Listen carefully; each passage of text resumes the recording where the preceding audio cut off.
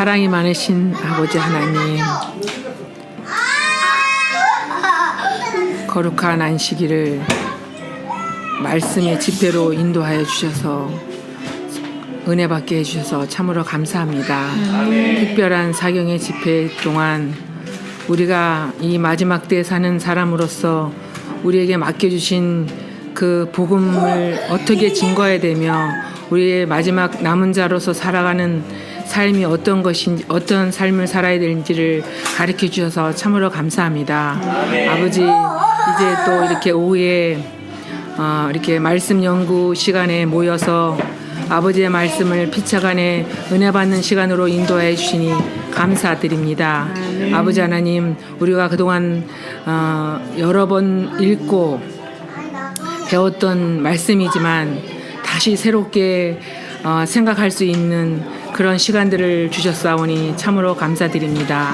아버지 하나님, 우리에게 이 마지막 때 말씀을 주신, 예언의 말씀을 주신 것이 얼마나 큰 복인지 알 수 있습니다. 아버지 하나님, 많은 교파와 많은 사람들이, 세상 사람들이 있지만 이렇게 특별히 구별된 백성으로 삼아주신 것 얼마나 감사한지 모릅니다.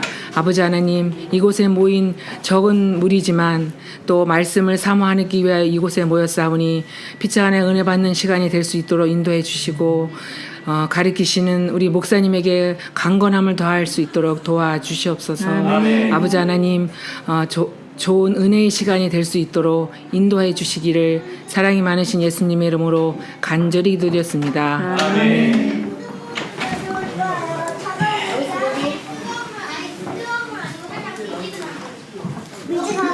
제가 오늘 천안에서 주말 부흥회 하고 이렇게 왔어요. 이 시간 잘못하면 못 올까봐 거기서 밥을 먹자마자 그냥 바로 청월같이 튀어나왔어요. 아까 이 집사님께 내가 전화할 때는 전화를 온 줄도 몰랐어요. 모르고 있다 이제 출발하면서 조금 쉬는 시간이 있길래 보니까 전화로 한 거야. 자, 궁금해하는구나. 네. 이 시간이 참 소중한 시간이에요. 우리가 깊이 들어갈 수 있는 그러한 시간이기 때문에 그냥 쉽게 이렇게 나 오늘 못해 이렇게 하기가 어려워요. 네, 오늘 보시죠. 회개의 필수 조건에 이제 어디냐면 제 책으로는 64, 65 페이지고요. 그 9번으로는 40 몇 페이지죠? 40페이지. 거기에 보면 우리는 니고데모와 같이 거기 보셔요? 네. 네, 거기 찾으셔요. 다 같이. 그 앞에 부분에서는 우리가 주로 어떤 얘기를 했어요? 그 회개에 대한 이야기인데 사랑과 뭐 친절함. 예, 사랑이나 친절함이나 이런 것들이 내가 주체가 되어서 하는 것이 아니라 우리가 예수님을 맞이하면 예수님께서 그런 마음으로 우리를 변화시켜 주시죠. 그래서 저절로 그렇게 될 수 있도록 하는 것이죠. 우리가 신앙생활을 잘못하는 것은 뭐냐면 항상 자기가 주체가 되려고 그래요. 하나님 자리를 내가 차지해서 회개도 내가 하는 거고 기도도 내가 하는 거고 그냥 다 내가 하는 걸로 다 해버리려고 그래요. 그러면 은혜고 뭐 다 필요 없죠. 내가 하는데 무슨 은혜입니까? 그게 내가 일해서 하는 건데, 그죠? 그래서 진정한 하나님이 우리에게 바라시는 회개는 우리가 아무리 죄가 많고 뭐 준비가 안 됐다 할지라도 예수님 앞에 나가면, 그래서 예수님을 맞이하면, 그분을 대하면 내 속에 있는 이 죄의 흉악성 그리고 나의 존재가 어떤 존재인지를 깨닫게 되고, 그렇죠? 그래서 거기서 이제 본질적인 변화가 시작되는 것입니다. 오늘 그 니고데모부터 한번 보겠습니다. 제가 먼저 읽습니다. 우리는 니고데모와 같이 우리의 생애가 선하다고 느끼거나 대부분의 죄인처럼 하나님 앞에 스스로를 낮출 필요까지는 없다는 생각을 할 수도 있다. 그러나 우리 마음에 그리스도로부터 빛이 비추일 때 우리는 순결하지 않다는 사실을 보게 된다. 우리는 하나님의 원수며 생애의 모든 행위가 이기적이라는 사실을 깨닫게 된다. 우리가 그분의 의를 보게 될 때 우리의 의는 다 더러운 옷과 같다는 사실을 알게 될 것이다.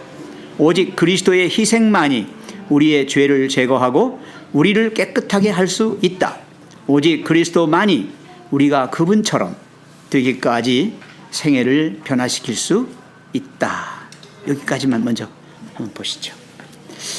니고데모가 예수님에게 왜 나왔죠?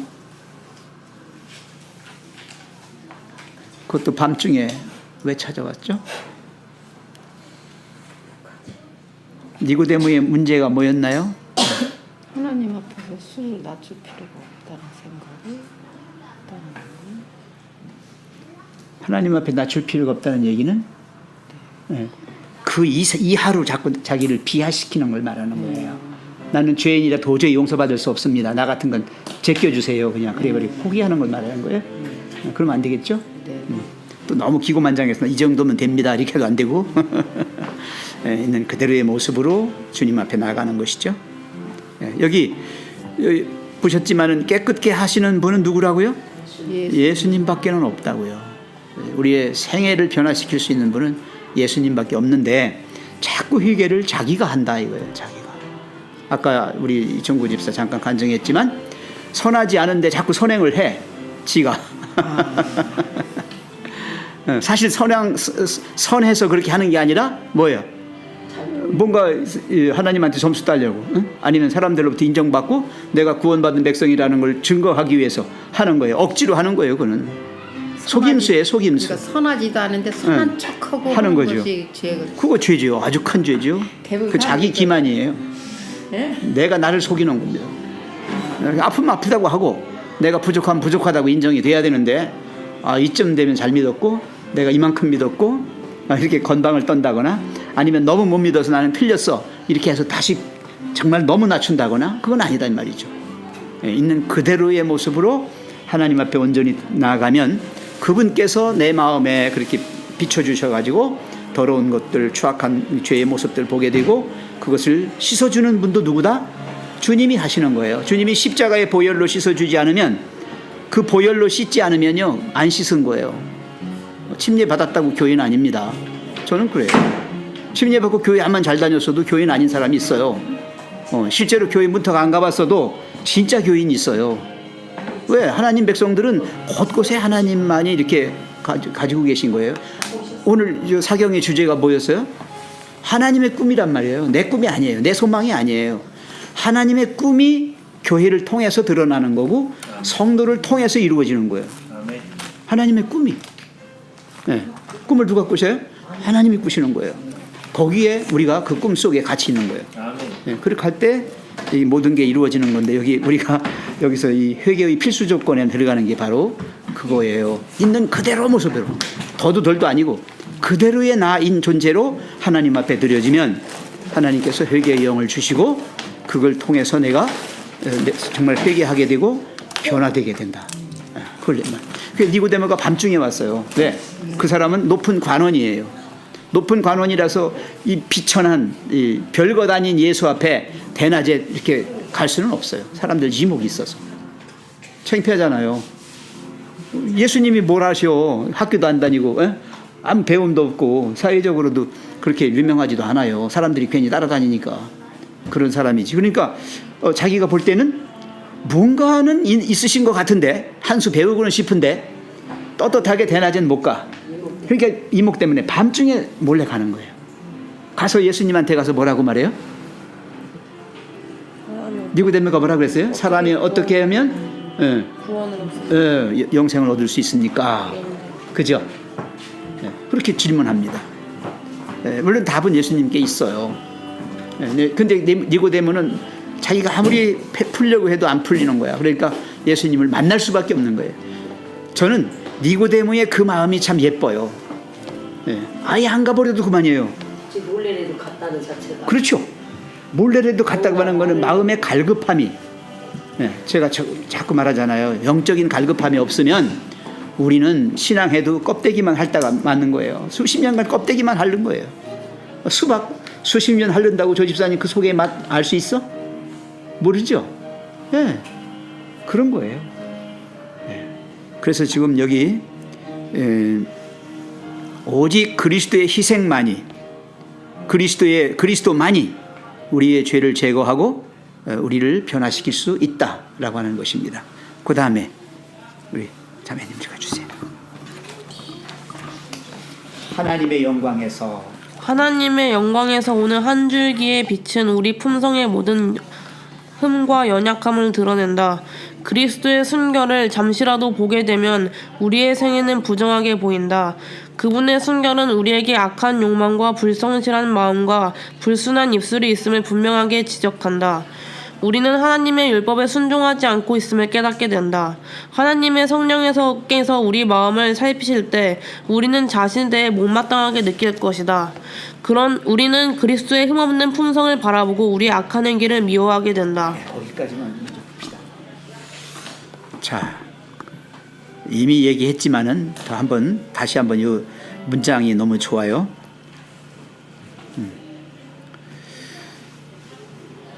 깜깜한 데서는 미인도 또 추남 추녀도 없어요. 그죠? 깜깜한데 뭐 모르죠? 근데 환하게 불 켜놓으면, 그래서 한번 어떤 남녀가 데이트를 하는데 항상 만나는 장소가 공원 벤치랍니다. 공원 벤치에서 만난대요. 데이트를 항상 밤중에 잡아가지고 하는데 그 공원 벤치가 이제 가로등에서 좀 멀리 있어요. 그러니까 좀 은은한 가로등은 빛이지만 컴컴한데요. 그래서 계속 거기서만 만났기 때문에 이 사람이 제대로 어떻게 생겼는지를 보질 못한 거예요.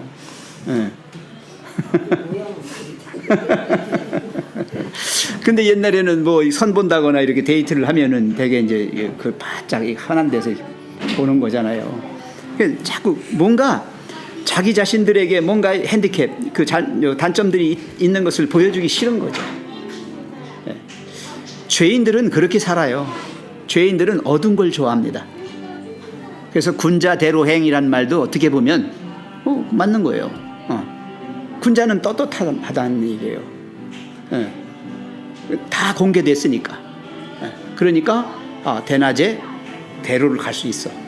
근데 항상 부족한 사람은 뒷골목 컴컴한 데로만 가는 거예요. 우리가 이제 죄악 세상이라고 하잖아요. 죄악 세상이라고 하는 이 개념은 그런 어두움의 세상을 말해요. 그럼 이 어두운 데서 밝히 보려면은 빛이 있어야 돼요. 거기 나온 게 하나님의 영광에서 오는 한 줄기의 빛이라고 그랬어요.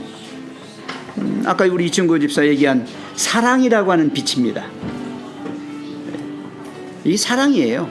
우리가 쓰는 용어로 사랑이라는 뜻이지, 사실 사랑이라는 개념은 우리가 생각하는 사랑하고는 질적으로 완전 달라요. 이 아가페의 사랑은요, 우리가 쓰는 사랑의 단어를 뛰어넘는 거예요. 엄청난 거예요, 이거는. 그 영광의 빛이 우리 속에 들어가면 속에 있는 모든 죄악들이 어떻게 해요? 드러난다고 그랬죠? 생애가 부정하게 보이고요. 또 악한 욕망, 불성실한 마음, 불순한 입술, 그런 게 다 드러나요. 거기 지적한다고 그랬잖아요. 지적한다는 말이 뭐예요? 감추인 것을 들춰내는 거예요. 들춰내는 거예요. 거울 안 본 사람은 자기가 깨끗한 줄 알아, 얼굴이. 근데 거울을 보고 나서 내 얼굴이 지금 더럽구나, 이걸 알 수 있는 것처럼 우리 마음의 깊은 곳에 있는 것들을 하나님의 빛이, 영광의 그 빛이 들어와야, 하나님의 사랑의 거울 속으로 비춰봐야 나타나게 돼 있어요. 우리는 하나님의 율법에 순종하지 않고 있음을 깨닫게 된다. 하나님의 성령께서 우리 마음을 살피실 때 우리는 자신에 대해 못마땅하게 느낄 것이다. 이 못마땅하게라고 하는 표현을 썼지만은 부족함을 느낄 거다. 마음에 들지 않아, 그죠? 100점 했으면 좋겠는데 안 돼.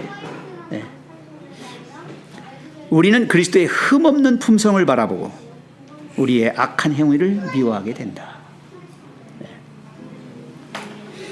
굴뚝 청소를 하는 소재부가, 청소부, 옛날에는 굴뚝 쑤시는 사람들이 있었어요. 아셔요? 제가 대전 살 때인데요. 항상 이렇게 여기다 이렇게 이걸 감고 어깨에다가 로프가 아니라 굴뚝 쑤시는 이게 있어요. 그걸 이렇게 둥글게 말아가지고 어깨에다 걸치고 이걸 미국 끝에는 이 솔 같은 게 달렸어요. 이만한 뭉치가. 예. 그래서 소리를 빽빽 지르며 다녀요. 굴뚝 꽂혀요. 굴뚝 이렇게 해요. 예. 그 사람이 그러면 오라고. 왜냐면 그 굴뚝이 막히면 큰일 나요. 연탄가스 역류해요. 그죠? 가스. 도시에서는 가스 굉장히 조심해야 돼요. 옛날에 연탄은요 보일러 아닙니다. 그냥 고래에다가 그냥 넣었다가 빼놓은 거잖아요. 아랫목 다 타고 그런 거이. 그러니까 굴뚝이 막히면 큰일 나. 그래서 그걸 뚫는데 이 사람들이 거기서 뚫다 보면은 껌정이 어디에 묻어요? 얼굴에 묻어요. 근데 같이 일하는 사람 둘이 가다가 이렇게 쳐다보니까 깨끗하거든? 그러면 나도 뭐 한 줄 알아? 깨끗한 줄 알고 그냥 가만히 있어. 그죠? 근데 옆 사람이 묻었으면 나도. 괜히 이렇게 해보지. 그죠? 예. 그것처럼 죄인들이 모여 사는 이 세상에서는 모두가 죄가 묻어 있기 때문에 내 죄가 얼마만큼 큰 건지 또 어떤 건지 몰라요. 전혀 몰라요. 예. 죄 없으신 순결하신 예수님을 배울 때 비로소 내 죄의 더러움을 알 수 있는 거예요. 예. 상대적으로 비교해볼 이 세상엔 똑같은 죄인들이니까 비교할 만한 상대가 없어요. 지금 너나 내나 그죠? 노래도 있대 요새 보니까 너나 나나 너나 나나 이렇게 하는 노래가 있는 것처럼 이 땅에서는 그래요. 예. 그러나 우리가 주님을 배울 때 주님 앞에 설 때 참 부끄럽고 죄송하고 그런 게 있죠. 흠없는 품성을 바라보고 우리의 악한 행위를 미워하게 된다. 예. 자, 그 다음에 조 집사님 거기서부터 쭉 읽어주세요. 네, 지금 얘기하실면 여기 지금 우리 읽은 것 중에 두 번째 줄에 보면 그리스도의 순결을 잠시라도 보게 되면이라고 돼 있잖아요. 이거를 어떻게 생각하실지 모르겠어요. 이거 어떻게 보실 거예요? 거기 보면 그러니까 지금 목사님께서 말씀하신 것처럼 이게 우리는 항상 나와 예수님을 비교해서 봐야 돼요. 이제 비교해서 봐야 되는데 여기에 나와 있는 그리스도의 순결을 잠시라도 보게 되면이라고 돼 있어요. 그럼 이 순결을 어디서 어떻게 볼 거예요? 말씀에서 보죠. 맞아요. 근데 이게 문제는 성경책을 봤을 때 지금 우리가 성경책을 이때 당시에 이 사도들이 깨달았던 그런 정도의 깨달음을 우리가 지금 깨닫지를 못하고 있으니까 우리에게 주어진 게 예언의 신이 주어져 있어요. 그래서 저도 이게 예수님의 품성이랑 저랑 자꾸 비교를 하다가 제가 완전히 그냥 바닥에 납죽 엎드릴 수밖에 없었던 이유가 이 시대의 소망이나 이 부조화 선지자 대쟁투 총선은 정말 곱씹고 다시 계속 곱씹을수록 정말 이 예수님의 이 순결이라는 게 정말 거기서 드러나기 시작하면서 저와 너무 비교되기 시작하는 거예요.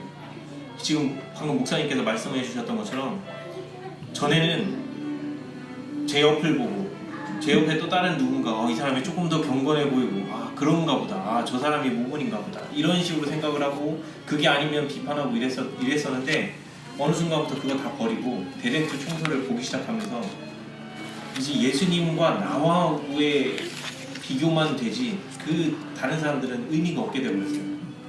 그러면서 거기에 나와 있는 예수님이 그 병든 환자, 중풍병자를 대하실 때 쓰셨던 말투, 표정, 그 다음에 그때 당시 그 주변의 분위기와 예수님이 이 환자에게 대했던 그 마음, 자세 이런 것들이 부각되고 드러나기 시작하면서 나는 그 상황이었다라면 이라는 게 대입이 되기 시작하는 거예요. 내가 그 상황이었으면 지금의 내가 그 상황에 놓여 있었으면 내가 그렇게라도 했을까? 아니 따뜻한 말 한마디에도 내가 그렇게 했을까? 라고 하는 게 비교되기 시작하면서부터 그때부터 이제 마음이 울컥울컥해지기 시작하는 거예요. 나는 그렇게 못하는데 지금의 나는 이런데 그러면서 거기서부터 자꾸 부끄러운 내가 드러나기 시작해요. 그랬을 때 마음이 괴로워요. 내가 정말 그럴 수밖에 없는 존재라는 상태고 내가 이런 상태에 놓여 있다라는 것을 깨달으면서 내 마음에 이 부끄러운 것들이 자꾸 늘어나고 이 마음에 죄책감이 자꾸 쌓여가는 듯한 그런 느낌이 들고 무거워져요.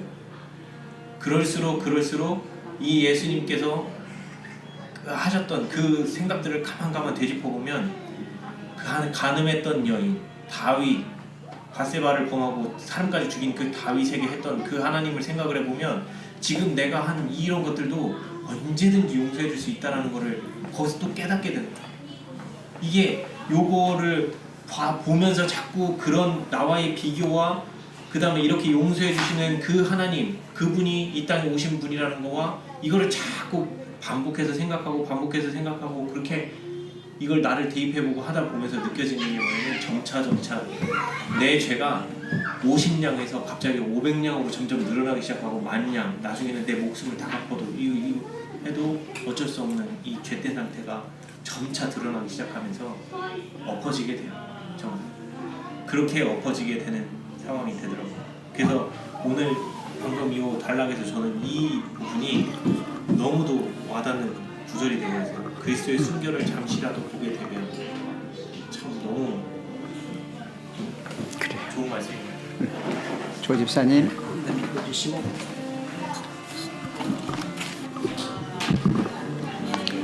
선지자 다니엘은 하늘에서 온 한 천사의 방문을 받았다. 그 천사의 주위에 영광이 환하게 빛나고 있었다.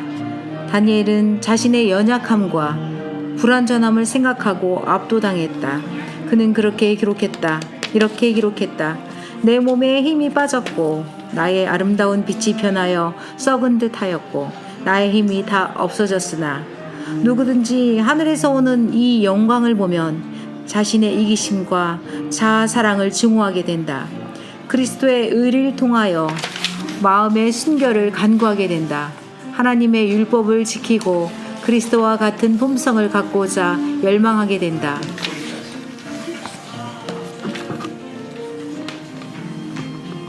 자, 다니엘의 경험이죠.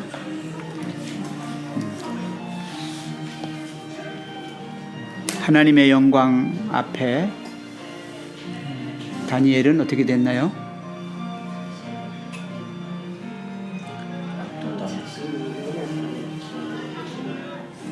아름다운 빛이 변해서 이 충청도에서 쓰는 말 중에 꼬꾸라졌다는 말을 합니다. 넘어졌대? 아니 그냥 넘어졌다보다 더 고꼬라졌다. 예, 꼬꾸라졌다, 꼬꾸라지다. 예? 꼬꾸라지다가 뭔지 아시죠? 그냥 거꾸로 그냥 넘어닥치는 거예요. 그냥 예, 넘어진 거는 그냥 뭐 슬그머니 넘어질 수도 있는 거고 뭐 하는 거지만 이 꼬꾸라지다는 그냥 그렇게 팍 그냥 엎어지는 거예요. 그게 뭐냐면 영광의 하나님 앞에 죄된 죄인이 그렇게 고꾸라지지 않으면 죽어요. 둘 중에 하나입니다. 고꾸라지든지 바라보고 죽든지.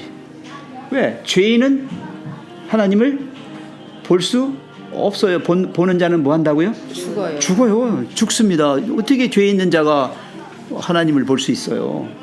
그러니까 꼬꾸라지는 거예요. 무슨 얘기냐? 나의 철저한 이 죄됨을 인식하는 순간에 하나님 앞에 낯을 들 수가 없는 거야. 어떻게 예수님이 했잖아요. 세리와 바리새인의 기도에서도 세리는 감히 눈을 들어 바라보지도 못해. 예? 그죠? 네. 그저 가슴만 칠 뿐이에요. 제가 있다. 예, 나는 죽을 수밖에 없는 죄인입니다. 나는 진짜 속수무책인 죄된 그런 사람입니다. 하나도 죄의 문제를 내가 해결할 수 있는 길이 없어요. 그러니까 완전하게 굴복하는 상태를 말하고 있어요. 지금 아주 완전히 거기 보시면 다니엘은 자신의 연약함과 불완전함을 생각하고 뭐 했다? 압도당했다고 그러지. 이게 꼬꾸라지는 거예요. 그래서 제가 그렇게 얘기합니다. 회개요? 네. 꼬꾸라지는 경험을 하게 되면 이제 우리가 회개의 경험을 하는 거예요. 정말 철저하게 내가 정말 그런 흉악무도한 죄인이구나. 내 몸에 뭐가 빠졌어요? 힘이 빠졌어요. 내 힘이 있는 사람은 지 힘으로 뭘 하려고 그래요. 그 다음에 또 나의 아름다운 빛이 어떻게 했다? 변해서 썩은 듯 했다. 여기 아름다운 빛이 뭘까요 이게? 나의 의 예, 자기의 잘난 거예요, 잘난 거. 자기가 자기를 잘났다고 생각해요, 다. 제가 이 미용 사원들이나 우리 판매원 아주머니들 가르칠 때, 제가 저 전에 목회하기 전에 연수원에서 가르쳤을 때 뭐라고 가르치는지 아세요? 여자가 화장대 앞에 앉았을 때 자기에게 몇 점을 매길까? 자기가 자기를 보고 몇 점을 먹일까? 생각해 보셨어요? 통계에 의하면 60점을 먹고 들어간대요. 응? 기본 60점을 자기에게 주고 후하게 50점 이상 주고 그리고 나서 몇 점 그걸 거기다 플러스 한답니다. 대개가 그렇대요. 그래서 사실은 80점밖에 못 맞는 사람이 100점이 되고, 네. 조금만 얹으면 100점 되잖아요. 네. 그래서 항상 인간 스스로 자기를 어떻게 높이 평가해, 스스로. 그래서 그게 조금이라도 절망 상태에 빠지면 그게 못 견뎌서 죽는 거예요. 여기 지금 다니엘도요, 상당한 선지자예요, 다니엘. 나름대로 생각해 보세요. 바벨론에 잡혀가가지고서 그래서 다른 사람들보다 그 지혜가 어땠다고 그랬어요? 10배나 더 지혜롭고 높임을 받았어요. 다니엘 대단했습니다. 이방 나라에 가서 뭐까지 해먹어요? 응? 예, 총리가 되잖아요. 대단합니다. 이런 사람이 정말 하나님 앞에 그대로 그냥 썩은 듯 했다. 아무것도 아니고, 자기 의가 여지없이 깨지는 거예요. 나의 힘이 다 없어졌다 했어요. 누구든지 하늘에서 오는 이 영광을 보면 자신의 이기심, 자아사랑 이런 것을 증오하게 된다. 정말 무섭구나, 더럽구나, 이것들이 나를 죽이는구나, 미워하게 되는 거예요. 그래서 그런 사람이 이제 거울을 본다면 60점 안 주겠죠? 0점에서부터 시작하겠죠. 하나님의 율법을, 그리스도의 의를 통하여 마음의 순결을 간구하게 된다. 이 더러운 것을 어떻게 해결해요? 이제 예수님의 의로. 내 의는 다 없어지고 오직 그리스도, 그분의 의, 그것이 우리를 구원해 준다. 그것이 우리 죄를 해결해 주고 나를 깨끗게 해 주실 수 있다. 그러니까 우리 쪽에는 없는 거예요. 아무것도 없는 거예요. 전적으로 주체는 하나님이시고 해결 방법도 그분의 방법인 거고, 하나님의 율법을 지키고 그리스도와 같은 품성을 갖고자 열망하게 된다. 회개한 심령에 제일 먼저 이르러 오는 게 뭐냐? 하나님의 영의 역사가 여기에 기록돼요. 여기서 보면 율법을 지킨다고 그랬죠? 억지로 지킵니까? 내가 지킵니까? 아니요. 하나님의 영이 시키는 대로, 내 속에서 역사하는 대로 지켜줘요. 그렇게 되는 거죠. 그 다음에 예수님의 품성이 내 안에 자리 잡게 됩니다. 해주신다니까요. 왜 못 믿어요? 우리가 신앙생활하는 건 그걸 믿는 거예요. 하나님이 해주시고 해주시는 분이고 그분만이 하실 수 있다. 이걸 믿는 게 신앙생활이에요. 내가 뭘 어떻게 잘하고 어떻게 뭘 이렇게, 이것은 신앙생활이 아니에요. 그건 껍데기만 하는 거예요. 진짜 신앙은 아닙니다. 그 다음에 그리스도의 의를 통한다라는 이 말을 어떻게 좀 생각을 하시는지. 이게 전에는 제가 이 문구를 보면 그리스도의 의를 통한다라는 말이 좀 이해가 안 갔었어요. 어떻게 생각하세요? 그리스도의 의를 통해서라는 그 말을 어떻게 받아들이세요? 그래서 지금 저는 이거를 어떻게 생각하냐면, 이 성경 말씀에 그리스도의 의를 통한다라는 의미를 이렇게 갖다 붙이면 되지 않을까라는 생각을 해보는 게, 예수님께서 그 죄인들에게 하셨던 또는 병자들에게 하셨던 그런 여러 가지 모습들, 그 다음에 구약시대에 하나님이 이끄시려고 하셨던 여러 가지 방법들, 근데 우리에게 제일 와닿는 건 뭐냐면, 예수님께서 그 당시 사셨을 때에 하셨던 말씀들, 오늘 설교 말씀 중에서도 왜 꺼져가는 불을 끄지 않으면 라고 하면서 그 이 연약하고 그런 상태에 있는 사람들조차도 구원받을 수 있게끔 그 한마디 배려해주고 친절하게 해주고 하는 이런 모습들을 가지고 우리가 배울 수 있는 게 생기는 거잖아요. 그래서 여기서 보면 그리스도의 의를 통하여라고 하는 말들이 이게 말이 어떻게 보면 되게 어렵게 받아들여지지만 사실상 이게 따지고 보면 그런 모습들을 보면 그게 되게 의로운 모습들인 거예요. 의인이 갖춰야 되는 모습인 거예요. 풍성인 거예요. 그러니까 그 모습을 보고 내 마음이 점차 바뀌어가는 거를 이 그리스도의 의를 통한다라고 저는 그렇게 생각을 하거든요. 예, 저 로마서 1장 17절에 보시면 복음에는 뭐가 나타났다고요? 하나님의 의가 나타나서 한번 열어보세요. 성경 로마서 1장 17절에 보세요. 자, 그리스도의 의가 어떻게 드러나는가? 그래서 정말 우리가 그리스도의 의를 옷 입는다는 게 무언가 하는 걸 좀 얘기하고 갈까요? 로마서 1장 17절. 자, 같이 한번 찾아서 보세요. 다 같이 찾아서 읽어보겠습니다. 생각을 하거든요.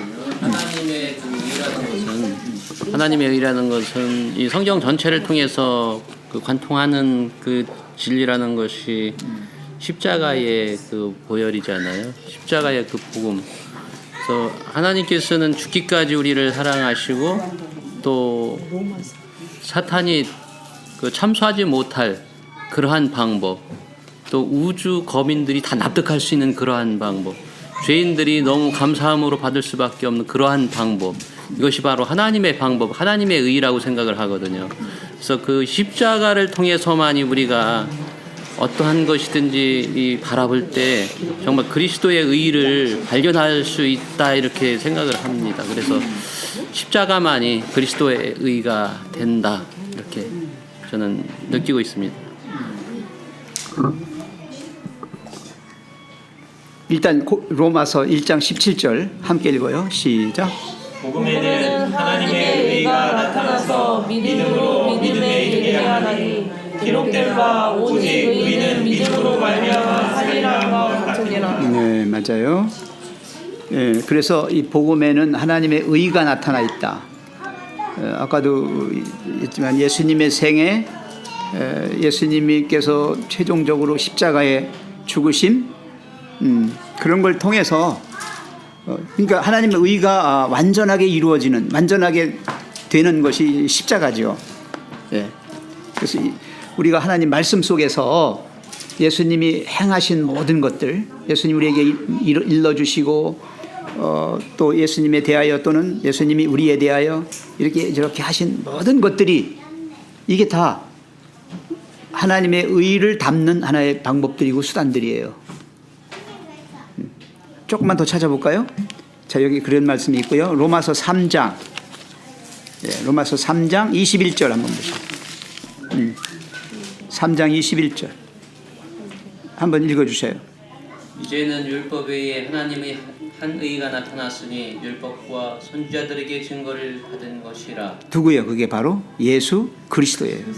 곧 나오죠. 곧 예수 그리스도를 믿음으로 말미암아 모든 믿는 자에게 미치는 하나님의 의, 이렇게니만 나오죠. 예수님 그리스도 우리의 의 그러는 거예요. 야, 하나님의 의가 어떻게 나타났다? 예수님을 통해서 나타났다.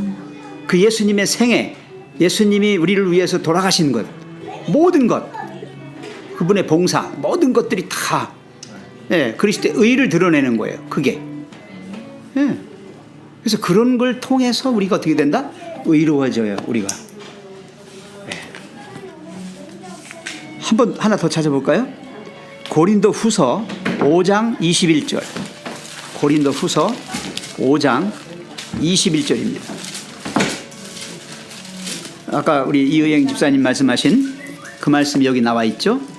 자, 그 후 죄를 알지도 못하신 자로 우리를 대신하여 죄를 삼으신 것은 우리로 하여금 저희 안에서 하나님의 의가 되려 하려 하십니다. 네, 죄도 알지도 못하는 그분이 누구예요? 예수님이죠.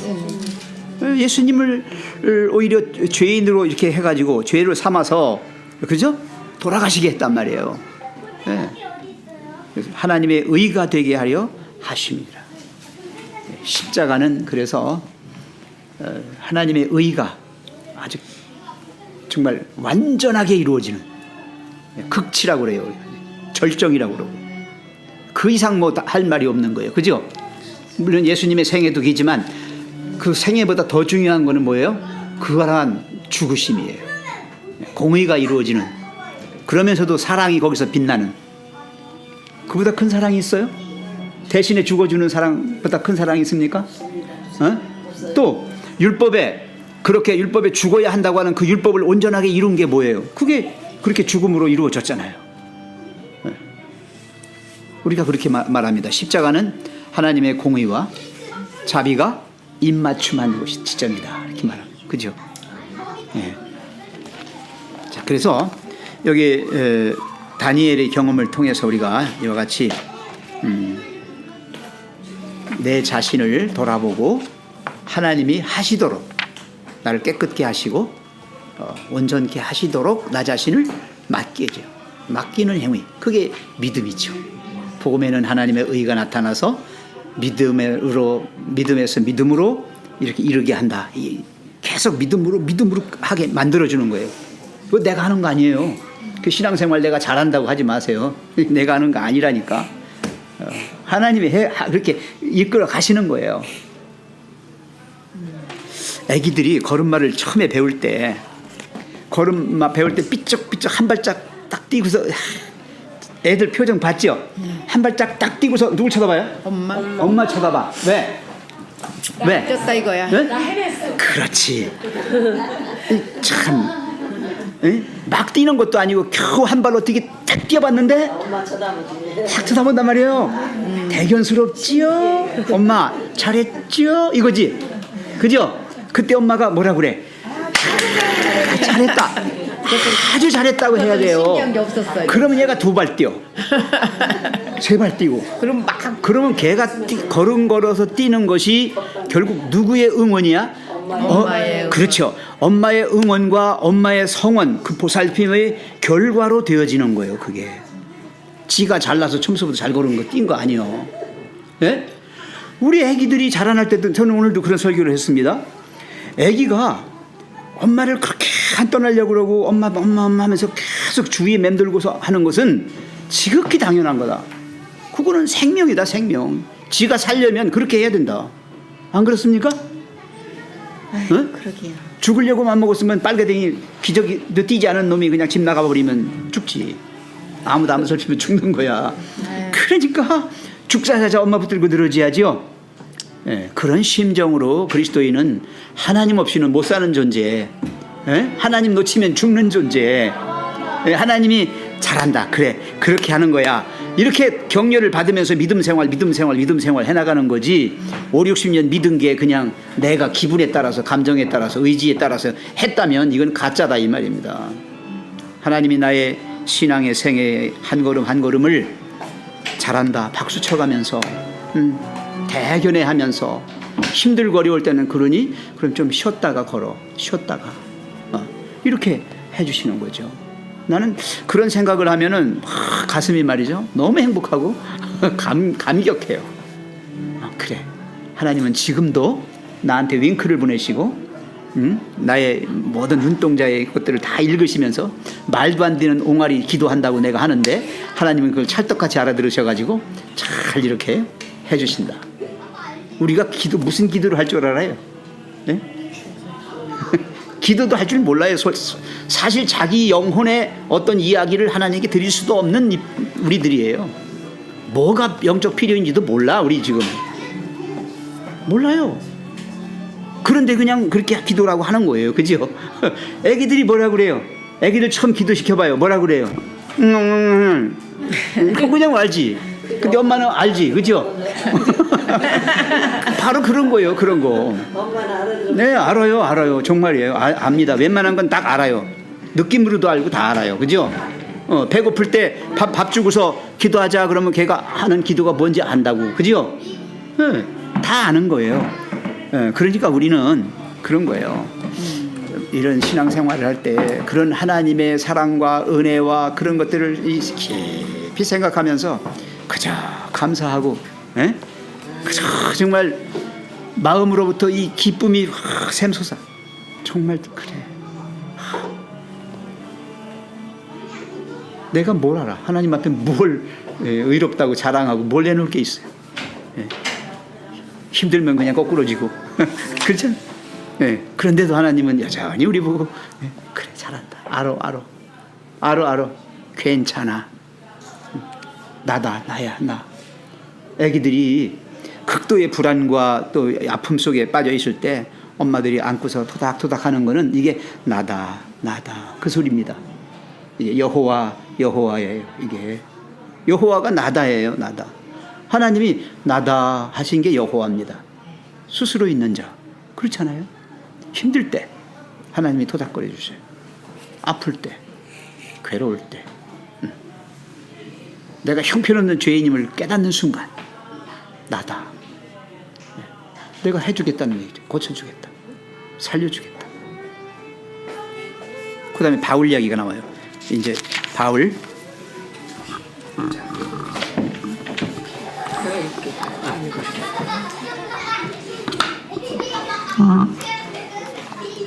바울은 자기 자신의 의에 관해서 율법의 의로는 흠이 없는 자라고 기록하였다. 그가 단순히 율법의 문자적 측면만 바라보고 자신의 삶을 비추어 보았을 때에는 그 자신에게서 어떠한 결점도 찾을 수 없었다. 그러나 그가 율법의 깊은 의미를 숙고하였을 때 바울은 하나님께서 그를 보시는 것처럼 자신을 보았다. 그는 겸손히 자기를 낮추고 자신의 죄를 고백하였다. 바울은 전에 율법을 깨닫지 못했을 때는 내가 살았더니 계명의 이름에 죄는 살아나고 나는 죽었도다 라고 기록하였다. 바울이 율법의 거룩한 속성을 깨닫게 되었을 때 죄가 얼마나 끔찍한지 보게 되었다. 더 이상 바울은 자만하지 않고 겸비하였다. 하나님께서는 모든 죄를 동일하게 악한 것으로 보지 않으신다. 우리와 마찬가지로 그분께서도 어떤 죄들은 다른 죄보다 더 악하다. 어떤 잘못은 우리에게 하찮은 것처럼 보일지라도 하나님께서 보실 때 작은 죄란 하나도 없다. 때로 사람의 판단은 잘못될 수 있다. 그러나 하나님께서는 사물을 있는 그대로 보신다. 사람들은 술주정뱅이를 싫어한다. 그리고 그런 사람은 죄 때문에 하늘나라에 들어갈 수 없다고 말한다. 하지만 흔히 그런 말을 하는 사람들이 교만과 이기심과 탐심에 관해서는 아무 말도 하지 않는다. 그렇지만 이런 것들은 특히 하나님께 거스리는 죄들이다. 왜냐하면 하나님의 사랑의 품성과 너무나 다르기 때문이다. 하늘에서는 모든 이의 마음에 이타적 사랑이 가득할 것이다. 큰 실수나 죄를 저지른 사람은 부끄러움을 느낀 나머지 그리스도의 은혜가 필요하다고 느낄 수 있다. 그러나 교만한 사람은 아무런 필요성을 느끼지 않는다. 그리하여 그리스도와 그분께서 오셔서 주시고자 한 놀라운 축복들에 대하여 마음의 문을 닫아버린다. 하실 말씀 많죠? 이 부분.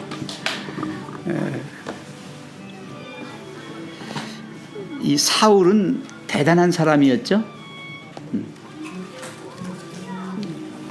사도 바울이 되기 전에 회심하지 않은 사울은 대단한 사람이었어요. 세상적으로 볼 때는 완전한 사람이었습니다. 아주 모범 신앙인이었어요. 유대교의 아주 골수요. 그죠? 바울이 자기 스스로에 대하여 이렇게 100점짜리라고 했던 게 어디 나옵니까? 율법의 의로는 흠이 없어요. 나는 히브리인 중에 히브리인이요. 그죠? 베냐민 지파요. 또 뭐라고 그랬어요? 열심으로는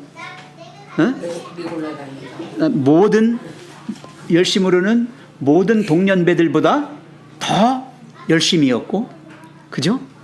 예. 사내들인 회원이에요. 예. 그 당시에 가말리엘의 문화생이에요. 뭐 흠잡을 데가 없습니다. 최고입니다. 그래서 껐떡댔어요. 그죠? 스데반 집사 죽는 현장까지 앞장서서 나갔다는 얘기는 거기서 껐떡댄 거예요. 하루 강아지지요. 하루 강아지가 호랑이 앞에서 네가 호랑이니? 네가 우리 잡아먹는 호랑이요? 왜? 겁이 없으니까. 그죠? 예. 자기 의로 충만한 사람은, 자기 의로 꽉 찬 사람은 이렇게 건방을 떨어요. 굉장히 자기 교만에 빠집니다. 그러나 예수님을 만나는 순간에 이제 자기 의가 아무것도 아닌 것으로 다 밝혀지면서 이젠 정말 여기 보시면 어떤 결점도 찾을 수 없었다. 그러나 그가 율법의 깊은 의미를 숙고하였을 때 바울은 하나님께서 그를 보시는 것처럼 자신을 보았다. 하나님이 나를 보시는 그 눈으로 나 자신을 본 거예요. 일반 세상 사람과 그리스도인의 차이점이 뭐냐? 그리스도인은 일반 세상 사람들은 항상 자기 본의에서 모든 걸 보고 듣고 판단하고 그래요. 자기 본의예요. 근데 그리스도인은 아닙니다. 하나님 본의에서 하는 거예요. 하나님 중심적으로 하는 거예요. 다. 우리가 바라볼 때 예수님 눈으로 바라보는 거예요. 내가 인간적으로 볼 때는 미워. 이 친구가 되게 미워. 얄미워. 인간적으로 볼 때. 근데 예수님의 눈으로 보면 어떻게 보일까? 사랑스럽지. 사랑스럽지. 네? 아무리 못생긴 애기라도요, 엄마가 바라보는, 친엄마가 바라보는 눈은 그렇지 않아요. 내 새끼가 최고야. 진짜예요. 그래도 이쁘고 미운 건 눈에 보이겠죠 뭐. 아니, 눈에는, 눈에는 보이겠죠. 눈에는 보이겠지만 내가 인정을 안 해. 네. 엄마가 인정 안 해. 또 자기가 볼 때는 예쁘다. 예, 예뻐요. 제가 정말이에요. 나가 애들을 길러보니까 진짜더라고요. 객관적으로 평가해보면 아닌데 이상하게 내 마음은 우리 아이들이 더 이뻐 보이는 거야. 그건 속일 수가 없어. 그니 남의 자식 이쁠 때는 얼마나 그 이쁜 애일까요 걔는. 예, 제가 그래서 이 율법의 깊은 의미를 여기 지금 숙고했을 때 하나님께서 그를 보시는 것처럼 자신을 봤다.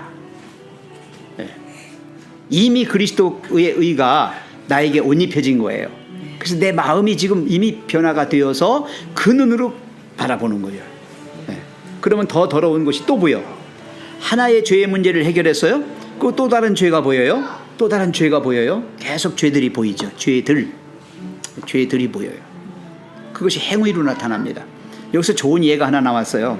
술주정뱅이나 담배 피는 그 흡연가나 이런 사람들의 죄가 클까요? 아니면 남한테 슬쩍슬쩍 사기치는 사람이 죄가 클까요? 슬쩍슬쩍 사기치는 사람이나. 왜요? 이 술주정뱅이는 나타나 있는데, 그래 남한테 해도 많이 끼치는데, 그래도 욕도 하고 그냥 막 거리에다가 막 토해놓고, 그건 자기를 보여줬지. 막 그냥 엉망진창으로 하는데, 그래도 그건 자기가 나는 이런 사람을 보여줬으니까 제가 드린 거 아니에요. 예, 그래서 이 세상이 보는 눈은 행위, 나타나진 것 가지고 봐요. 세상의 눈은. 그러나 그리스도의 눈은 밖에 나타난 건 별거 아니야. 뭐가 중요해? 그 속에 있는 중심이 중요해. 그래서 그 중심 속에 이만큼이라도 악한 어떤 것이 있으면 아무리 밖에서는 죽을 짓을 했어도 그게 없었다면 그 사람이 나은 거야. 우발적으로 할 수도 있잖아. 그래요? 네. 그래서 그런 말씀을 하셨나요? 그 음행을 품는 그 자체도 죄라고 했죠. 그렇죠. 그런 예, 맞아요. 그겁니다. 그러니까 마음의 동기가 이게 밖으로 뛰쳐나오지 않아서 그렇지, 그 사람은 언젠가 조건이 주어지면 반드시 할 거예요. 무슨 얘기인지 아세요? 예. 그리고 의지가 있는 동안에 그걸 자기가 통제해서 안 나오는 거야. 의지가 없어지는 순간에 나와. 무서워요, 그런 경우는. 그래서 그리스도인은 언제나 나타나진 외적인 어떤 행태나 결과를 보고 평가하는 사람들이 아니에요. 우리는 그 사람의 마음, 그 사람의 그 영혼의 어떠함, 그게 더 중하게 보는 그런 사람들이 그리스도인이다. 여기도 지금 나왔어요. 왜 그런가? 차라리 술 먹고 뭐 이렇게 나쁜 짓 하고 한 사람들은 행위로 그렇게 이미 나타나가지고 저질러서 거기에 대해서도 자기 자신도 아파. 고치고 싶어. 안 하고 싶어. 그런데 안 되는 거예요, 매미. 안 되는 거예요. 그런 사람은 예수님 손을 잡을 수밖에 없어. 예수님 부르고 예수님 앞에 나갈 수밖에 없어. 그런데 그런 행위를 안 저질렀어. 속에는 알량한 어떤 그런 것들이 있어. 조금이라도 있는데 자기 자신이 그 철저하게 이건 숨겨놨기 때문에 밖에 드러나지 않아.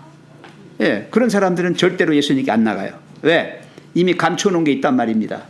그게 자리 잡고 있잖아요. 그러면 예수님의 의가 못 들어가요. 들어갈 수가 없어요. 여기서는 교만이라고 그랬어요. 그게 교만이에요. 영적 교만. 자기의 어떤 죄악이 아니면 자기의 어떤 의가 하나님 앞에 드러날까봐 자꾸 감추려고 하다 보면 예수님을 거부해요. 양심은 분명히 이렇게 말하고 있는데 내가 의지로 그걸 갖다가 아닌 거야, 아니야. 그렇게 하면서 자꾸 눌러버려요. 이러면 안 돼. 예. 거기 전에 율법을 깨닫지 못했을 땐 내가 살았더니 계명이 이름에 어떻게 했어요? 죄는 살아나고 나는 죽었다. 참 이 얼마나 멋진 표현입니까? 그러네. 여기가 이게 참 여기가 이게 회개의 지점인 것 같아요. 그러니까 율법의 깊은 의미를 숙고했을 때 핵심 키는 바울은 하나님께서 그를 보시는 것처럼 자신을 보았다라고 하는 요 구절이 그 회개의 그 끝지점 딱 예수님을 만나는 지점에서 이렇게 돼요. 그러니까 무슨 얘기냐면 이 초점의 차이예요. 초점. 맞아요. 네. 초점. 내가 바라보고 있는 하나님이 그냥 나는 그냥 사람의 그러니까 성경 말씀을 보기 전에 그냥 순수하게 사람들 사람으로 바라보고 관계를 맺었던 그런 사고 방식에서 점차 이 성경 말씀을 보면서 하나님이 사람을 어떻게 대하시는지 그리고 이 사람과 하나님의 생각이 얼마나 다른지를 분별하고 깨달아가기 시작하면서 이 하나님의 말씀의 깊이와 사랑이라는 거를 점차 조금씩 맛보아 알아가기 시작을 해요. 그러면서 나중에는 여기서 말한 바울은 하나님께서 그를 보시는 것처럼 자신을 보았다라고 하는 그 지점이 예수님의 모습을 통해서든 여러 가지 봉사를 하셨던 모습이든 십자가에서 달리셔서 죽으셨던 그 모분까지의 모든 것들을 하나씩 훑어보면서 점차 사람으로서 바라보던 사람을 바라보던 시선에서 하나님께서 사람을 대하는 바라보던 그 시선으로 바뀌어가면서부터 나의 죄 때문에 확 드러나기 시작을 하고 그 지점이 바로 예수님을 만나게 이끌어주는 그 지점이었던 것 같아요. 여기 이 구절이 너무 지금 그러고 나서 여기 보니까 바로 그는 겸손히 자기를 낮추고 자신의 죄를 고백하였다. 맞아요. 이 지점에 가면 이렇게 할 수밖에 없어요. 이거 너무 공감 가는 얘기예요. 그 뒤에 보시면 큰 실수나 죄를 저지른 사람은 부끄러움을 느낀 나머지 어떻게 한다고 그랬어요? 그리스도의 은혜가 필요하다고 느낄 수 있다. 제가 말씀드렸죠? 예, 예수님 손을 잡을 수밖에 없어요. 예수님께 나갈 수밖에 없어요. 그러나 교만한 사람은 아무런 필요성을 느끼지 않는다. 그래서 어떻게 해요? 그리스도와 그분께서 오셔서 주시고자 한 놀라운 축복들에 대해서 뭐한다? 마음의 문을 닫아버리는 거예요. 이미 하나님께서 우리에게 은혜도 베푸시고 축복도 하셨어요. 그랬는데 우리 스스로가 그걸 인정하지 않거나 마음의 문을 닫아가지고 받아들이지 않는 거예요. 저는 그런 얘기를 합니다. 사람이 말씀을 열어가지고 공부할 때에 어떤 사람은 숟가락으로 그 밥을 떠서 입에 넣어요. 입에 넣고서는 먹었다고 그래요. 먹었어요? 먹었어요, 집사님? 아니 넘어가지 않았지. 안 넘어갔지? 예. 어디까지만 갔다 왔어요? 입만요. 입에만 갔다 입안에만. 왔어요. 예. 그러고는 달다, 쓰다, 그것만 얘기하고 말아. 그죠? 네. 근데 성경에 보면은요, 하나님의 말씀이 아까 거기 율법을 숙고했을 때라고 하는 말이 나오는 거예요. 이건 뭐냐면 잘근 씹어가지고 잘 조작을 해서 꿀꺽하고 삼켜줘야 돼. 꿀꺽하고 삼켜서 이것이 어디까지 내려가야 돼? 창자까지 내려가야 돼. 위를 거쳐서 창자까지 내려가야 돼. 예? 그래 먹었다 그러는 거야. 그래야 먹은 거예요. 우리 입에 넣으면 벌써. 그래서 오늘 이런 연구하는 이런 시간들이 바로 뭐 하는 시간이에요? 이게 자꾸 씹는 거예요. 자꾸 말씀을 잘근 씹는 거예요. 내가 혼자 씹으면 힘드니까 여럿이 같이 씹어주는 거예요. 같이 하는 거예요 지금. 아니 정말이에요. 네. 꼭 이해하셔야 돼요. 네. 네. 그런 말씀이 나옵니다. 성경에 보면요, 구약 성경에 보면 여호와께서 두루마리 이 성경을 나한테 주셔요. 내가 그걸 받아 먹었어요. 입에는 달았는데 어디는 쓰더라? 배에는 쓰다 그랬죠. 그죠? 그런 말씀도 있고 또 하나는 뭐냐면 내가 입을 열라. 내가 채우리라. 그럼 내가 그걸 삼켜서 어디까지 들어가게 하라? 네 배와 창자에 채워라. 그런 말씀이 나와요. 지금 사도 바울은 껍데기 그리스도인으로는 100점짜리예요. 껍데기 그리스도인. 근데 알맹이로는 빵점이에요. 그래서 예수님 만나자마자 꼬꾸라진 거예요. 사울이 꼬꾸라졌잖아요. 예수님 앞에. 그게 완전한 굴복이에요. 그랬을 때 그의 초점이 완전히 바뀌어버렸어요. 자기 눈으로 보던 것이 이제는 예수님의 눈으로 보여졌어요. 완전히 초점이 바뀌어버렸다. 사도 바울은 그래도 그런 지식이라든지 그런 면에서 늘상 하나님에 대한 집중의 시선이 따르지는 않고 그 집중의 시선이 있었기 때문에 그게 한 방에 그냥 꼬꾸라지지. 그게 맞습니다. 그렇지 않았으면 그렇게 안 됐을 거라고 생각해요. 그러니까 여기서 그 바울이 율법에 의료는 흠이 없다라고 할 정도는 거는 하나님 말씀의 열성이 보통 열성이 아니었다고. 그러니까 우리도 늘상 뭐 말씀 뭐 겉만 이렇게 안다 해도 이렇게 말씀은 잘근잘근 씻고 깊이 들어가면 더 깨달음이 더 온다는 거지. 그것도 자체도 멀면 그것조차도 어렵다는 거지. 아니 피가 되고 살이 되려면 잘 씹어가지고 소화 잘 되게끔 해주고 넘겨야 되잖아요. 그죠? 그래야 내 피가 되고 살이 되지. 대충 씹어서 꿀꺽 생각해버리면 그냥 변으로 해서 그냥 뚝 빠져나가고 말지요. 그렇잖아요. 네. 그래서 이런 말씀이 하나님의 말씀이 주어지고 하나님을 믿는 신앙의 삶을 통해 가지고 내 인생에서 깊은 경험들이 이렇게 자꾸 축적이 되고 이렇게 되면 이게 정말 우리가 완전히 하나님에 의해서 물들여지고 그렇게 형성되어 가는 거죠. 네. 자, 그다음에 이제 마지막으로 이거 하고 끝납시다. 자, 거기 세리와 누굽니까? 여기 세리에 대해서 바리새인에 대해서 나오죠. 자, 예수께서 거기 우리 집사님 읽어주십시오.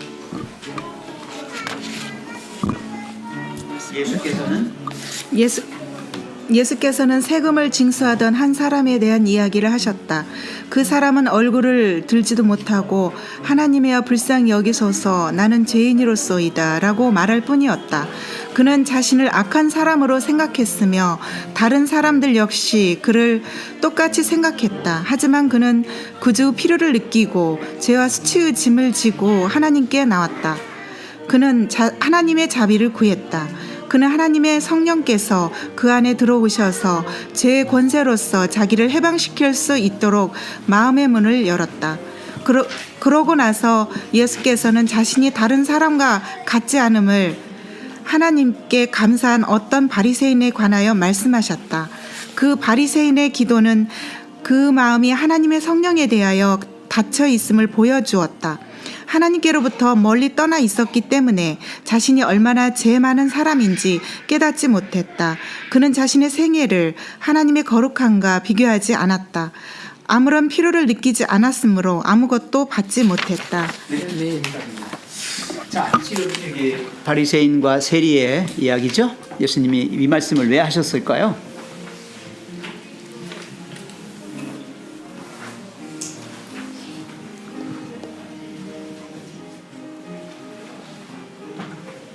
이게 실제 있었던 일은 아니죠. 예수님이 말씀하신 거잖아요. 그죠? 네. 어떻게 이렇게 세리와 바리새인을 비교하셨을까요? 세리는 이제 그 당시 이 시대적 배경을 보면 바리새인들은 그러니까 뭐 병나거나 그다음에 뭔가 이 잘못된 집이 망하거나 뭐 그런 것들 다 어떻게 보면 하나님께 죄를 짓고 벌을 받아라는 이런 정죄를 하던 그 시절이었고 이 바리새인들조차도 마음에 부끄러움을 모르면서 살던 그런 시대였었기 때문에 또 이 세리는 워낙에 자기가 죄 짓고 있다라는 거를 이미 알고서도 세금을 걷는 사람들이었어요. 그러니까 로마의 앞잡이다라는 그런 타이틀을 달고도 이 세금 징수를 하면서 자기도 먹고 살아야 되기 때문에 그렇게 하지만 자기 민족들한테는 이 배신자야, 이 죄인아라는 이런 소리를 들을 수밖에 없는 그런 사람들이었어요. 그런 입장에서 봤을 때 이 세리는 이미 자기는 자기 민족들한테도 배신감을 늘 욕을 먹으면서 그런 죄인이라는 취급을 받으면서 그렇게 살아왔기 때문에 자기가 내세울 게 아무것도 없었어요. 근데 바리새인은 이스라엘의 선생들로 앞에 서서 온갖 앞에서 하지 말아야 될 이런 교만한 모습들을 많이 보여주셨죠. 근데 이때 당시에 이 시대적 상황이 이런 시대적 상황 때문에 사람들이 외부에 있는 다른 사람들이 봤을 때는 다 바리새인들의 편에 공감을 하고 이 죄인에게는 공감을 하지 않았다는 거예요. 그러니까 죄인 취급을 똑같이 해버렸다는 거예요. 그래서 그거를 어떤 일깨워주기 위해서 이렇게 비유를 주시지 않았나. 바리새인들은 완벽했잖아요. 11가도 잘 냈고 뭐 그러면 이제 자기들은 죄가 없다고 생각했잖아요. 그리고 그냥 기도도 사람 보는 데서 했고 유창하게 잘 그리고 멋있게. 세리들을 그냥 완전히 그냥 그 바리새인들이 잘못은 핵심은 저기죠. 사람 차별한 거. 사람 차별했잖아요. 예, 사람 차별을 했잖아요. 그러면서 자기들은 하나님을 잘 믿고 있다고 그랬잖아요. 율법도 잘 지키고 그냥 뭐 돈도 잘 내고. 그러니까 하나님이 그걸 안 받아준 거죠. 세리여들은 어찌 보면 바리새인들은 공인된 의인이었고 세리들은 공인된 죄인이었고. 그렇죠. 예, 그래서 그들의 그 영적인 상태가 어떠하든지 간에 그렇게 외형적으로 나뉘어 있었다는 사실이죠. 제일 무서운 게 뭔지 아세요? 덜 된 사람이 됐다고 하는 거예요. 맞아요. 자기들은 완벽해. 제일 무서운 거예요. 그건 어떻게 굳이 할 길이 없어요. 하나님도 못 구하셔. 구원해주고 싶어도. 덜딘 사람이 뭐라고 그랬죠? 됐다고? 됐다고? 다 되었다고. 다 되었다고. 지금 그대로 적으시는 거죠 지금? 네, 그래야 나는 쉽게 알아듣거든. 그러니까 바리새인들은 소위 말하면 됐다고 사는 사람들이에요. 됐다고 하면서 율법의 의로는 뭐 정말 완벽한 사람들이에요. 안식일 지키는 문제에 있어서도 40몇 가지의 조항을 다 달아가지고 막 체크하면서 체크리스트까지 써가면서 하는 사람들이에요. 응? 처음 믿음 생활할 때는 체크해가면서 우리 했어요. 안식일날 했어요. 그럼 우리 안식일 교회가 옛날에는 진짜 체크리스트를 가지고 했어요. 철저하게. 내가 이루려고 하니까 체크가 되는 거죠. 예, 내가 이루려고 그러면 이거 다 해놓으면 다 해놓고 나면 만족해. 다 했다. 다 하긴 뭘 다 해. 그 바리새인들 같았네. 바리새인들 같았어요. 안식일날 아침에요. 안식일날 아침에 샤워하는 문제도 큰 문제였어요. 그것도 일하는 걸로. 샤워면 안 된다는 걸로 안 했죠, 안 했죠. 절대 샤워면 안 된다는 아무리 걸로 땀나고 아무리 한 것 더러워도 안 같은데 의견이 내 생각에는 저기 해야 될 것 같은데. 깨끗하게 씻고 가서 경배 드리는 게 더. 근데 옛날 사람들은 그랬나 봐. 사회에도 안 된다. 그것도 금요일날 하라 이거죠. 아유, 근데 얼마나 저겠냐고. 그리고 놀라운 거는 그러니까. 성경책 위에 이런 거 놨다가는 큰일 납니다. 이거. 옛날엔 더 했네. 예. 큰일 나. 어디 큰일 나요. 애들이 그래서 깜짝 놀라가지고 그랬나 보네 진짜요. 아니. 지금도 유대인 이제 이 율법주의라는 게 뭔가 하면 율법주의라고 하는 거는 하나의 형식이잖아요. 율법주의는 형식이에요. 그 속에 내용이 어떻든지 간에 더러운 시체가 들어있어도 깨끗한 포장지로 싸놓고서는 좋은 선물이라고 하나님 앞에 드리는 거야. 그 속에 뭐 들었어요? 썩은 시체 들었는데. 그래서 회칠한 무덤이요. 그런 말 쓰시는 거예요. 외식하는 바리새인들과 서기관들이요. 이게 뭡니까? 율법주의예요. 하나님의 율법을 잘근잘근 씹기는 고사하고 혓바닥만 살짝 대보고서는 쓰네, 다네, 어쩌네, 저쩌네 이렇게 평가하는 거예요. 자기가 주인이 되는 거예요. 하나님 자리를 자아가 자리해서 하나님을 부정해 버리는 거예요.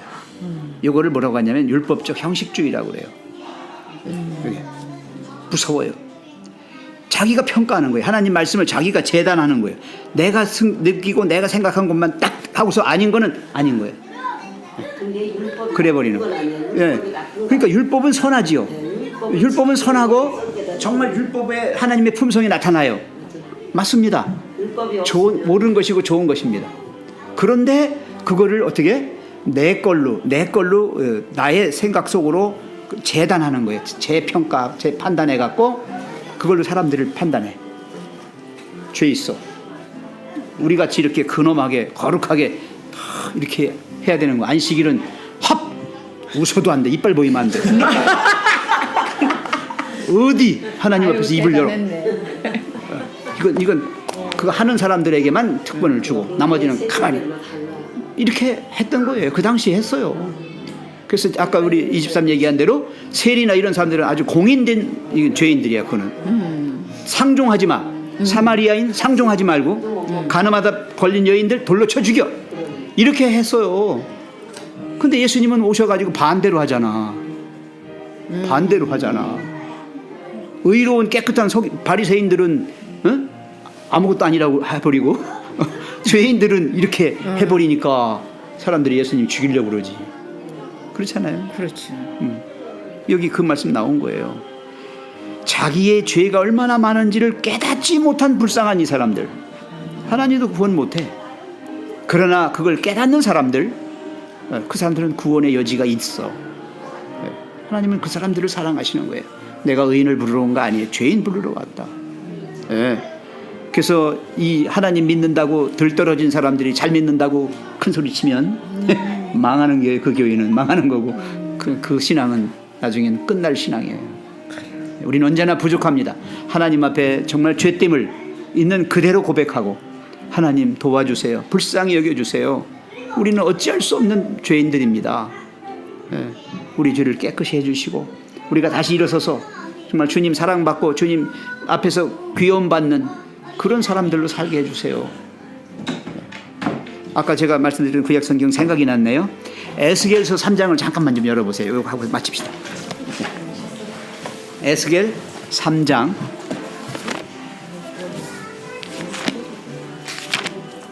그래서 예언의 신 연구나 이런 성경 연구가 그냥 나 혼자 해버리면은 자기 세계에서 자기가 깨달은 그것밖에 모르는 거예요. 그럼 좁잖아. 그런 뜻도 모르고 지나가죠. 이렇게 보면. 몰라요. 그래서 여기저기 우리가 여기서 이런 얘기 저런 얘기 나누다 보면 생각나는 게 있잖아요. 그렇죠? 자기 의견. 에스겔 3장 우선 어디부터 제가 보겠냐면 요거 제가 설교 한번 한 건데 세종행복교회에서 한번 했을 거예요.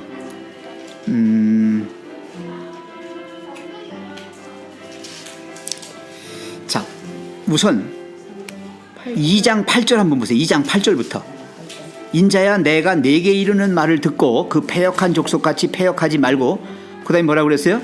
내 입을 벌리고 내가 내게 주는 것을 먹으라 그랬죠? 먹으라 하시기로 내가 보니 한 손이 나를 향하여 펴지고 그 손에 두루마리 책이 있더라. 그걸 먹였죠 이제? 네, 먹였는데 3장 1절 그가 또 내게 이르되 인자야 너는 받는 것을 네가 받는 걸 뭐 해라? 먹으라 그랬죠? 3장 1절에 너는 이 두루마리를 먹고 가서 이스라엘 족속에게 고하라 그랬죠? 그래서 내가 입을 벌리니 나는 뭐만 했어요? 입을 벌리고 입만 벌렸어요. 입만 벌려서 근데 떠먹는 것까지도 내가 안 떠먹더라고요. 네? 이 집사님 성경 연구가 내가 하는 게 아니더라고요. 내가 떠먹지 않아. 나는 입만 벌렸어요. 그가 그 두루마리를 내게 어떻게 먹이셨어. 영적인 말씀은 인간의 지식으로 공부하는 게 아니에요. 나의 어떤 지식 능력 그거 가지고 하는 게 아니더라고요. 하나님이 계시의 정신을 우리에게 주셔서 마음 눈을 밝혀주셔서 그걸 통해서 말씀이 들어오더라고요. 말씀 100번 읽으면요 100번 읽어봐요. 인간의 눈으로 100번 읽어도 소용없어요. 그러나 하나님의 영의 역사가 있으면 그 속에서 엄청난 것들을 보게 되고 깨닫게 돼요. 거기 나왔어요. 이제 그가 먹이시기로 뭐 했다고 그랬어요? 예? 내게 먹이시며 내게 이르시되 인자야 내가 네게 주는 이 두루마리로 네 어디다 넣어라? 배에다 삼키라는 거예요. 어? 꿀꺽하고 삼켜서 배까지 들어가고 그 다음에 내 창자에 채우라 하시기에 내가 먹으니 그것이 내 입에서 달기가 뭐 같더라? 꿀 같더라. 이 말씀 꼭 기억하세요. 제가 설교했는데 다 잊어버렸죠? 들은 것지도 모르겠네. 진짜? 뭐 설교하는 저도 잊어버려요. 정말 우리가요 이 하나님 말씀을 갖다가 정말 사모해가지고 막 배가 고프고 먹고 싶어요. 막 주셨으면 좋겠다. 그리고 갈급한 심령 가지고 있으면 하나님께서 이 말씀을 갖다가 정말 꿀송이보다 더 달게 이렇게 우리에게 느끼게 해주시고 넣어주시는 거예요. 그럼 우리는 그냥 좋아가지고 그걸 잘 씹어서 먹을 때도 그냥 먹나요? 냠냠냠냠냠 좋아서 너무 행복한 거야. 하나님 믿는 게 그런 속에서 이걸 충분히 먹어줘. 그러면 그게 어떻게 해요? 내가 이제 그 힘이 생기고 내 능력이 생겨요. 그러면 가서 담대히 외치게 되는 거예요. 성령 충만함을 입으면 이렇게 된다는 거예요. 그래서 이스라엘 백성들이 그렇게 말을 안 들어도 이 사람들이 그렇게 먹고 나니까 이제 담대하게 나가서 그 패역한 족속들에게 가서 죽을 거 알면서 가서 얘기하는 거예요. 오늘 여기까지만 하겠습니다. 네, 수고하셨어요.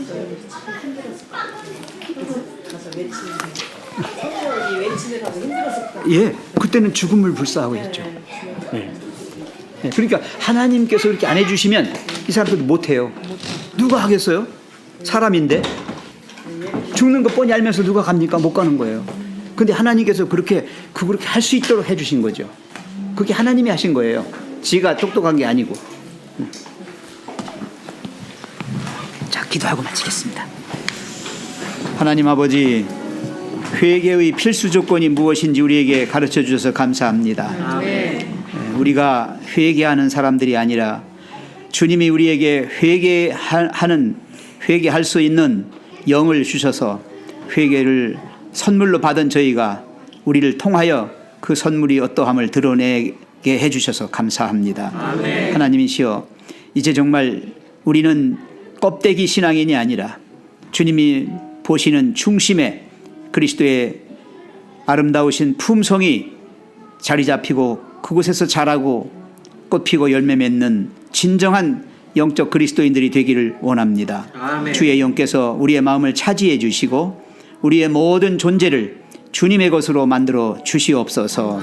오늘 남은 시간도 주님이 함께 동행해 주실 것을 믿고 감사하며 예수님 이름으로 기도합니다. 아멘. 감사합니다. 네.